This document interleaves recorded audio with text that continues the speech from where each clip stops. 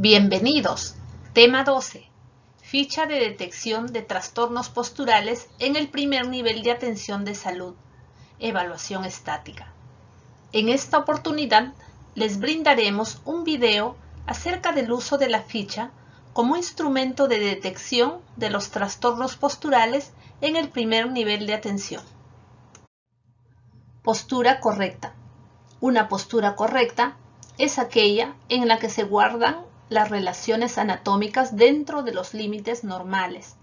Depende de modo importante del equilibrio musculoesquelético axial y periférico, las que son reguladas por el sistema nervioso central.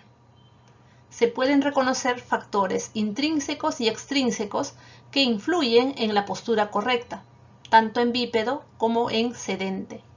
Los principales factores son la herencia, el desarrollo o maduración musculoesquelético, que permite el control postural gracias a la compleja interacción entre el sistema musculoesquelético y el sistema nervioso. Otros factores importantes son el género y el peso, las condiciones ergonómicas del mobiliario, los niveles de actividad física o hábitos deportivos y los factores psicológicos. Mantener una postura correcta establece las bases para tener una buena calidad de vida. Se denomina trastorno postural cuando el sujeto adopta una postura que se aleja demasiado de las referencias y las relaciones anatómicas descritas. Una alteración postural sobrecarga a las estructuras óseas, tendinosas, musculares, desgastando el organismo de manera permanente, afectando sobre todo a la columna vertebral. Los trastornos posturales pueden presentarse a cualquier edad, pero son más frecuentes en los primeros años de vida. La deformidad de un segmento corporal repercute negativamente sobre el resto del cuerpo.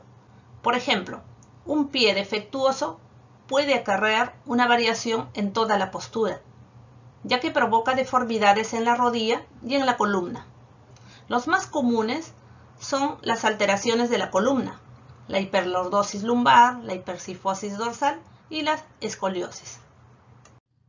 Los factores que influyen en la aparición de los trastornos posturales son los problemas genéticos, congénitos, traumáticos, infecciosos, sobrepeso o procesos degenerativos, como también las malas condiciones ergonómicas y la adopción de mala postura en posición bípeda o sedente. Los trastornos posturales producen dolor o complicaciones musculoesqueléticas que conduce a presentar limitaciones funcionales para realizar las actividades de la vida diaria y pueden ocasionar discapacidad. En los estudiantes puede causar un bajo rendimiento escolar. En la actualidad, los cambios en el estilo de vida está incentivando al sedentarismo y a la pobre actividad física, acoplada a la adopción de malos hábitos posturales de los niños y adolescentes. Existe una alta prevalencia de trastornos posturales, que deben ser abordadas adecuadamente para no generar limitación funcional ni discapacidad. Por ello, es de suma importancia la detección precoz en el primer nivel de atención para su manejo o derivación oportuna a un tratamiento más especializado. En ese sentido, se propone el uso de una ficha de detección de los trastornos posturales para ser utilizada como screening en la evaluación y detección de los trastornos posturales. En ella se registra la presencia o ausencia de las alteraciones posturales en diferentes regiones y planos anatómicos. La ficha consta de dos caras, una cara anterior para la evaluación y una cara posterior donde se encuentra el instructivo.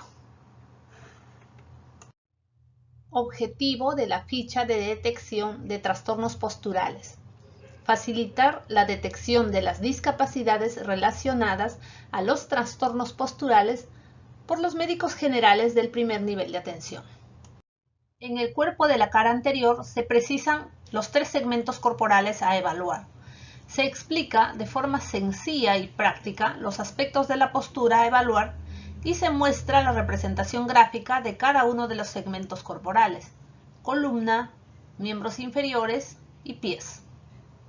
Básicamente, la ficha se divide en tres partes, según los segmentos corporales a evaluar. Columna, que se evaluará en su vista posterior y en su vista lateral. Miembros inferiores, que se evaluará en su vista anterior y en su vista lateral. Y pies, en su vista posterior y en su vista lateral.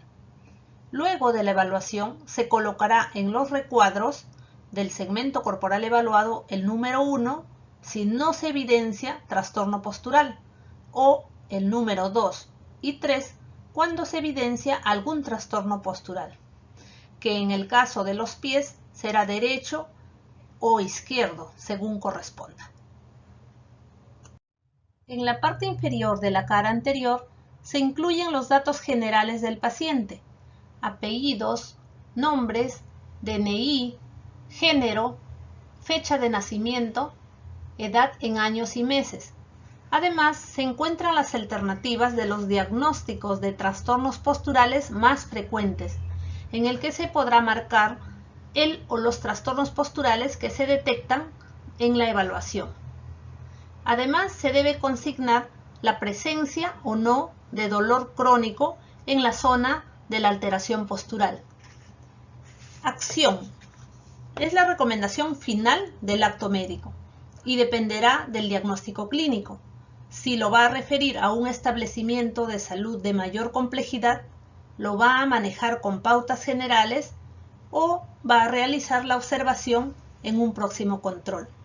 Se marcará un aspa en la cuadrícula según la alternativa que corresponda a nuestro acto médico. Finalmente, el médico evaluador colocará su sello y su firma, así como la fecha de la evaluación. La cara posterior contiene el instructivo.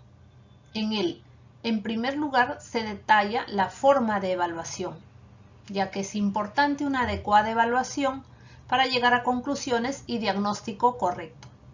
Para la evaluación estática, el paciente es importante que esté de pie, sin zapatos, con ropa interior o short, sin polo. Las niñas podrían estar con top o brasier. Además, el paciente se deberá colocar en una postura neutra, es decir, los brazos a los costados del tronco, talones separados aproximadamente 10 centímetros, con las rodillas en extensión. En el instructivo se define y explica los signos clínicos de cada uno de los tres segmentos corporales, de la columna, de los miembros inferiores y de los pies. Una vez realizada la evaluación de cada uno de estos segmentos corporales, recordar que en los cuadros en blanco de la ficha se debe colocar el número 1, 2 o 3 según la evaluación realizada. El primer segmento a evaluar es la columna vertebral. La evaluación en su vista posterior incluye el nivel de hombros y escápulas y el nivel pélvico. Para la evaluación del nivel de hombros y escápulas, se traza una línea imaginaria tomando como referencias óseas el acromion y el borde inferior de las escápulas. Se compara el lado derecho e izquierdo. El número 1 nos indica que se encuentran alineadas y conserva el nivel horizontal. El número 2 nos indica que se encuentran desalineadas y existe un desnivel entre el lado derecho y el lado izquierdo. Para la evaluación del nivel pélvico, se traza una línea imaginaria tomando como referencia las crestas ilíacas, uniendo el lado derecho e izquierdo. El número 1 nos indica que se encuentran alineadas y conserva el nivel horizontal.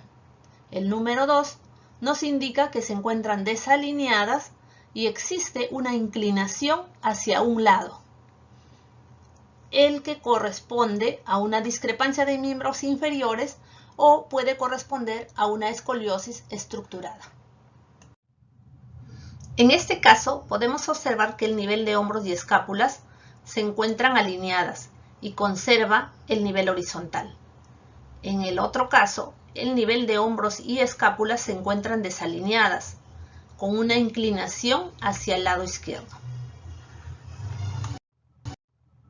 Acá podemos observar que el nivel pélvico se encuentra alineado y conserva el nivel horizontal. En este caso, el nivel pélvico se encuentra desalineado, con una inclinación hacia su lado derecho, por un acortamiento del miembro inferior derecho. En la cara posterior de la ficha encontramos el instructivo.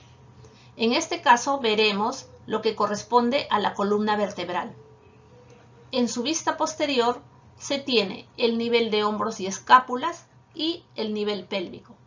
En cuanto al nivel de hombros y escápulas, se define como la línea horizontal trazada a la altura de los hombros y al nivel del ángulo inferior de ambas escápulas. Será 1, alineadas si ambos lados están al mismo nivel, esto es normal. Y 2, desalineadas cuando ambos lados no están al mismo nivel, esto corresponde a una escoliosis. En cuanto al nivel pélvico, es la línea horizontal trazada entre ambas crestas ilíacas, el paciente en bipedestación y piernas en extensión. Es 1, alineadas si están al mismo nivel, esto es normal. Y 2, desalineadas cuando no están al mismo nivel, puede corresponder a una discrepancia de miembros inferiores. Adicionalmente, y muy importante, como parte de la evaluación de la columna vertebral, es la evaluación del test de Adams. El propósito es identificar si la escoliosis es reductible o estructurada. Para ello, se pedirá al paciente que tome la posición neutral, que junte las palmas de las manos y que haga una flexión anterior del tronco. Se observará las prominencias óseas de las apófisis espinosas para ver si la curva de escoliosis se corrige o no se corrige. Además, se evaluará la simetría del nivel paravertebral. Número 1. Cuando el nivel paravertebral está alineado, el Adams es negativo. La prueba es normal o puede corresponder a una escoliosis reductible. El número 2, el Adams es positivo porque se observará la presencia de una jiba dorsal en el lado derecho o izquierdo, que corresponderá a una escoliosis estructurada o irreductible. En este caso, podemos observar que el nivel paravertebral está alineado, por lo tanto, el test de Adams será negativo. La prueba es normal. Por el contrario, en este caso se puede notar un test de Adams positivo, por la presencia de una jiba dorsal en su lado derecho, que corresponde a una escoliosis estructurada de convexidad derecha.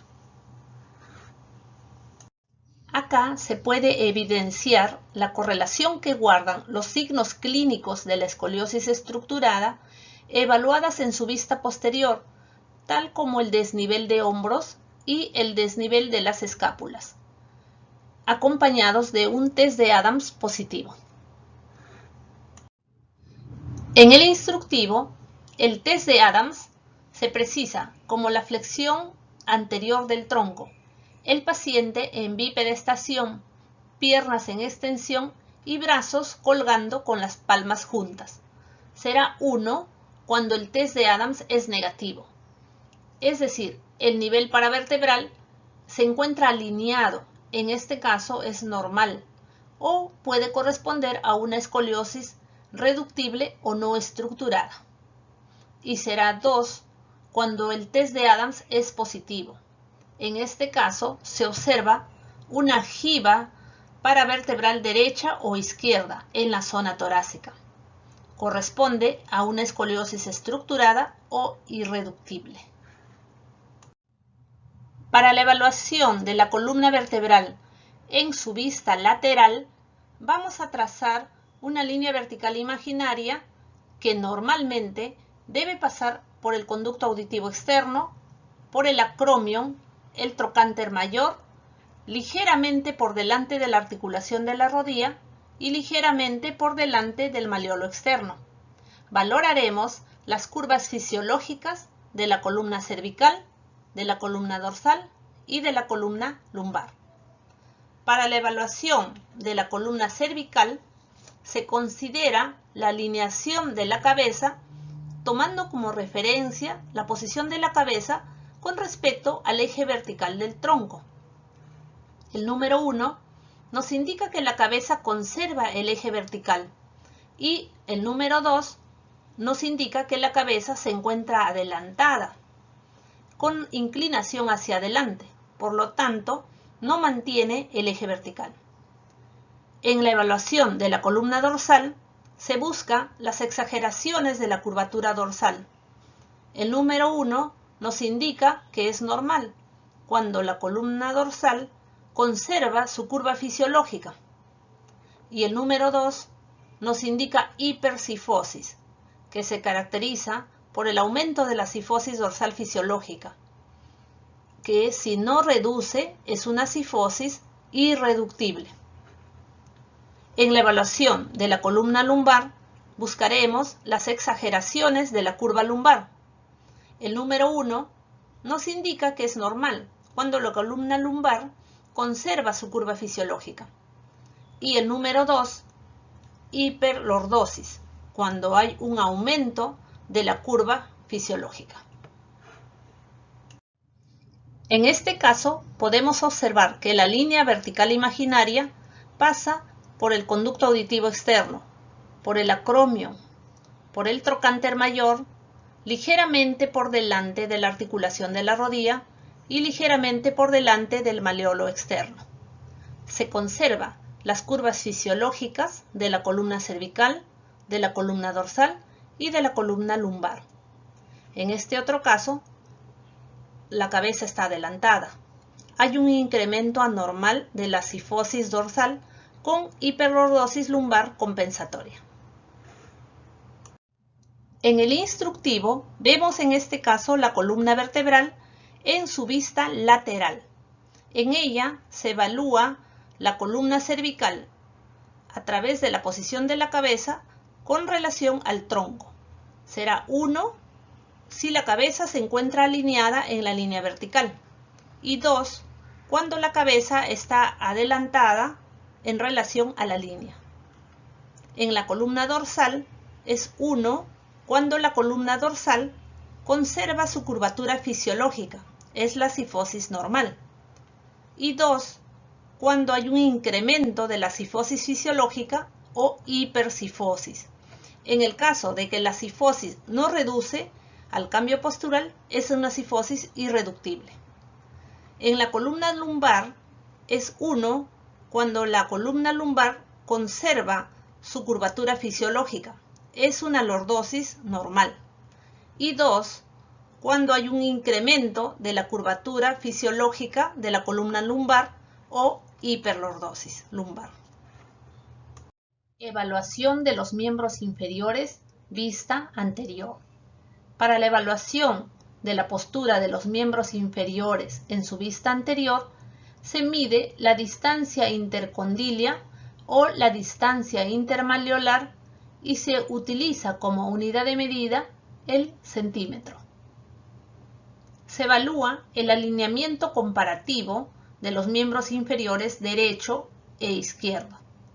Será 1 cuando el genubaro o valgo es bilateral y es simétrico, es decir, ambos miembros inferiores tienen semejante angulación.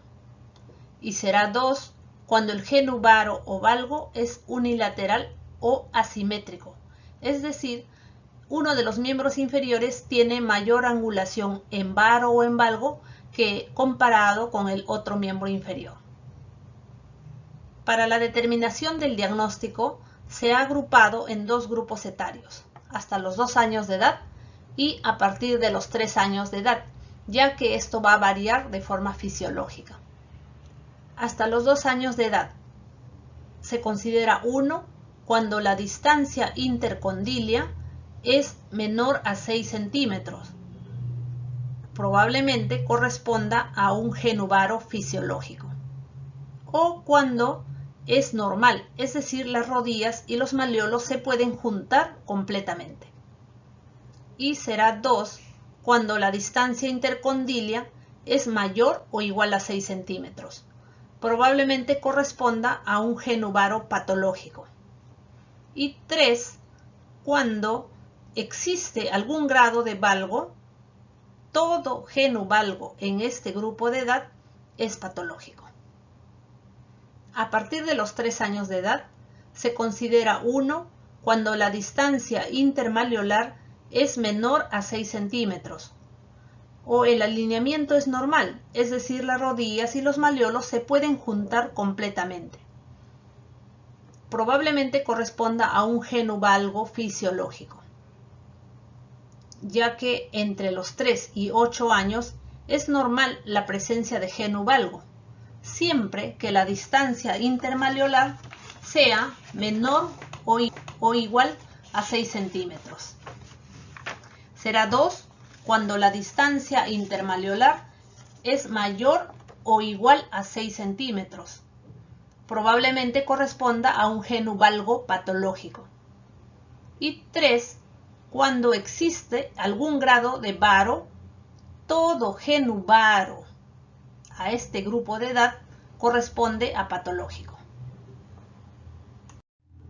Acá podemos observar que los miembros inferiores se encuentran alineados, logrando juntar las rodillas y los tobillos. En este caso podemos evidenciar una separación o distancia intercondilia que corresponde a un genuvaro patológico. En este otro caso podemos notar una separación o distancia intermalleolar, que en este caso corresponde a un genuvalgo patológico. Asimismo, en el instructivo veremos los miembros inferiores. En su vista anterior, en ella se evalúa el alineamiento de los miembros inferiores. Será 1 cuando las rodillas están alineadas o cuando corresponda a un varo o valgo fisiológico. Recordar que hasta los 2 años de edad puede haber un varo fisiológico. En este caso, la distancia intercondilia es menor a 6 centímetros. Y a partir de los 3 años de edad puede haber un valgo fisiológico, donde la distancia intermalleolar debe ser menor a 6 centímetros. 2. Genuvaro patológico. En niños de 0 a 2 años es normal que haya un genuvaro fisiológico, pero si la distancia intercondilia es mayor o igual a 6 centímetros, se considera patológico. En los mayores de 2 años, todo varo es patológico. No debería haber ninguna separación intercondilia. 3. Genuvalgo patológico. En niños de 0 a 2 años no debe haber ninguna separación intermalleolar. Todo valgo es patológico. En niños mayores de 2 años es normal que haya un genuvalgo fisiológico, pero si la distancia intermalleolar es mayor o igual a 6 centímetros, se considera patológico. Asimismo, en el instructivo veremos los miembros inferiores. En su vista anterior, en ella se evalúa el alineamiento de los miembros inferiores.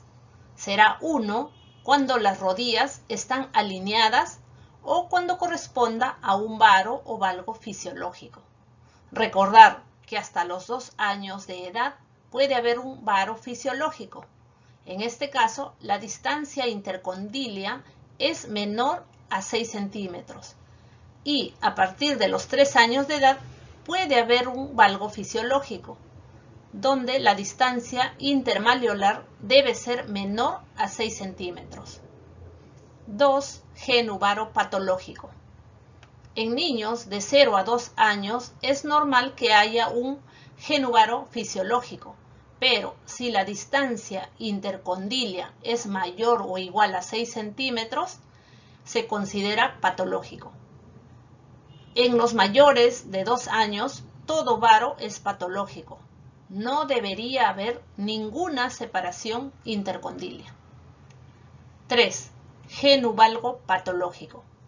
En niños de 0 a 2 años no debe haber ninguna separación intermalleolar. Todo valgo es patológico. En niños mayores de 2 años es normal que haya un genu valgo fisiológico, pero si la distancia intermalleolar es mayor o igual a 6 centímetros, se considera patológico. Evaluación de los miembros inferiores en su vista lateral. Para su evaluación se tomará como referencia el relieve óseo del trocánter del fémur y el maleolo lateral, trazando una línea lateral que une ambos puntos. Se busca las exageraciones de la flexión o de la extensión de la rodilla. Número 1 es normal. En él se mantiene la alineación del eje vertical, donde la extensión de la rodilla es 180 grados. El número 2 corresponde a un genuflexo o deformidad en flexión con imposibilidad de la extensión completa de la rodilla. La extensión es menor a 180 grados. El número 3 corresponde a un genu recurvatum o deformación en hiperextensión de la rodilla que sobrepasa los 180 grados. Acá podemos observar que los miembros inferiores se encuentran alineados en su eje vertical, con extensión normal de las rodillas de 180 grados. En este caso, podemos evidenciar una deformación en flexión de la rodilla, o genuflexo, con una extensión menor a 180 grados.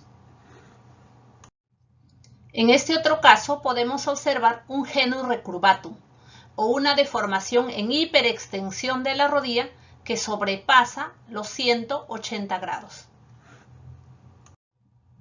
El instructivo de los miembros inferiores en su vista lateral describe cómo se evalúa el alineamiento de los miembros inferiores en su vista lateral.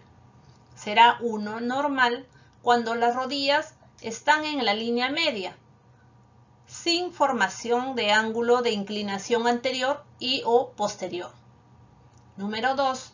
Cuando hay una deformación en flexión, con imposibilidad de la extensión completa de la rodilla, será un genu flexo.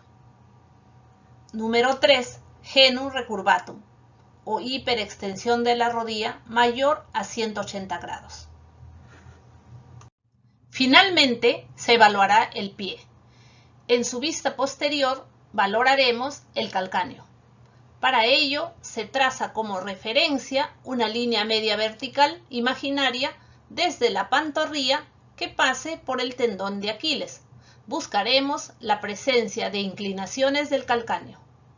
El número 1, calcáneo normal, donde no existe ángulo de inclinación interna o externa con respecto al eje vertical. Número 2, calcáneo valgo. Nos indica que hay un ángulo de inclinación del calcáneo hacia la parte medial o interna con respecto al eje vertical. El número 3, varo, nos indica que hay un ángulo de inclinación del calcáneo hacia la parte lateral o externa con respecto al eje vertical. Acá podemos observar que los calcáneos se encuentran alineados con respecto al eje vertical.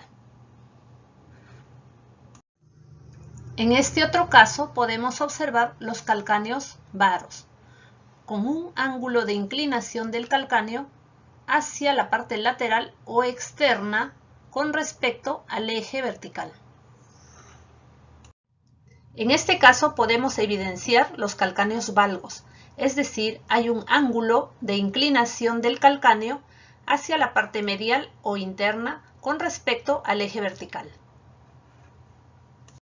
En el instructivo Veremos el tercer y último segmento, los pies, que en su vista posterior se evalúa la alineación del calcáneo, que vendría a ser el alineamiento del eje del calcáneo en relación a la línea media del eje longitudinal de la tibia, con el paciente en bipedestación.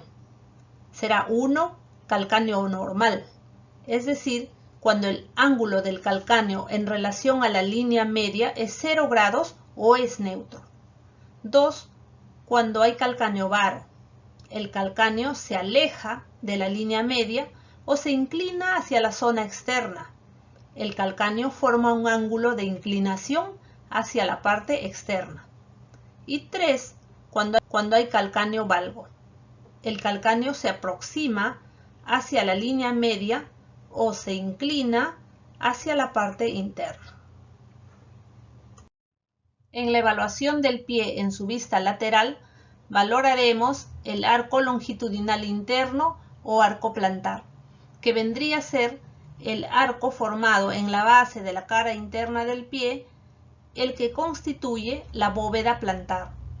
El arco debe ser evaluado a partir de los 3 años de edad. Recordar que en niños menores de 3 años existe un descenso fisiológico normal. 1. Normal. El arco longitudinal interno tiene una altura normal de 1 a 2 centímetros de alto de la bóveda plantar. 2. Descendido. Cuando hay una disminución o pérdida de la altura de la bóveda plantar. Número 3. Hay un aumento del arco longitudinal interno, con una altura excesiva de la bóveda plantar mayor a 2 centímetros de altura. Acá podemos observar que el arco longitudinal interno tiene una altura normal de 1 a 2 centímetros de alto de la bóveda plantar. En este caso podemos evidenciar una disminución o pérdida de altura de la bóveda plantar, con un arco longitudinal interno descendido. En este otro caso, podemos observar un aumento del arco longitudinal interno, con una altura excesiva de la bóveda plantar. Finalmente, en el instructivo vemos los pies en su vista lateral. En ella evaluaremos el arco longitudinal interno o arco de la cara interna del pie, formando la bóveda plantar. Se evalúa con el paciente en bipedestación. Será 1 normal cuando el arco tiene una altura de 1 a 2 centímetros de alto de la bóveda plantar. 2. Cuando el arco está descendido o hay pérdida de altura de la bóveda plantar. Y 3. Aumentado, cuando hay un arco aumentado o existe una altura excesiva de la bóveda plantar mayor a 2 centímetros de altura. Ahora haremos una aplicación práctica de la ficha de detección de los trastornos posturales. Tenemos el caso de un adolescente de 13 años, que en la evaluación clínica de la columna en su vista posterior se observa desnivel de hombros y desnivel de escápulas. Por esto, en la parte que corresponde a la evaluación del nivel de hombros y de escápulas, colocaremos el número 2, ya que éstas se encuentran desalineadas. En la evaluación del nivel pélvico encontramos que esto está alineado. Por esto colocaremos el número 1 como nivel de pelvis alineado. Cuando se evalúa el test de Adams encontramos un test de Adams positivo. Por esto colocaremos número 2 como test de Adams positivo. En la evaluación de la columna en su vista lateral, evaluaremos primero la columna cervical. En este caso, la cabeza se encuentra adelantada, por esto colocaremos número 2 como cabeza adelantada. En la evaluación de la columna dorsal y la columna lumbar, encontramos una hipercifosis dorsal y una hiperlordosis lumbar. Por esto, en las cuadrículas que corresponde a la evaluación de la columna dorsal y la columna lumbar, vamos a colocar número 2, ya que ha habido en este caso una hipercifosis dorsal y además una hiperlordosis lumbar. En la evaluación de los miembros inferiores encontramos que en este caso se encuentran alineadas. No hay una distancia intercondilia ni una distancia intermalleolar. Por esto, en este caso, no colocaremos ningún valor en lo que es distancia intercondilia y lo que es distancia intermalleolar. Cuando nos referimos al alineamiento comparativo derecho-izquierdo de los miembros inferiores, vemos que en este caso es simétrico, por lo tanto colocaremos número 1. Si queremos evaluar la angulación de los miembros inferiores, se va a dividir por grupo etario, hasta los 2 años de edad o después de los 3 años de edad.